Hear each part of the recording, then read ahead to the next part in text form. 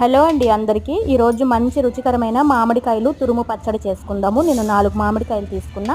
4 మామిడికాయలకి 2 స్పూన్లు మెంతులు, 4 స్పూన్ల ఆవాలు గ్యాస్ సిమ్లోనే పెట్టేసి వేపుకోవాలి. దోరగా వేపుకోవాలండి, మరి మార్చకూడదు. ఇలా ఒక ప్లేట్లో వేసి చల్లగా అయిన తర్వాత మిక్సీ జార్లో వేసి మెత్తగా పొడిలాగా చేసుకోవాలి. తర్వాత ఇది తేజ మిరపకాయలు కూడా పొడి చేసుకోవాలి. వెల్లుల్లి పొట్టు తీసేసి సన్నంగా కట్ చేసుకోవాలి. మామిడికాయలు అయితే శుభ్రంగా తడి లేకుండా కడిగేసి శుభ్రంగా బట్టతో తుడిచేసి ఇలా చెక్కు తీసేసుకోవాలి. తర్వాత ఒక బేసిన్లోకి పెట్టుకొని మామిడికాయలు తురిమేసుకోవాలండి. కారం అయితే వేసుకోవాలి. అరకప్పు కారము, 3 పావులు అయితే సాల్ట్, మెంతులు ఆవాల పొడి కూడా అరకప్పు వరకు వేసుకొని సన్నంగా కట్ చేసుకున్న వెల్లుల్లి ముక్కలు వేసి బాగా ఒకసారి కలిపేసుకోవాలి.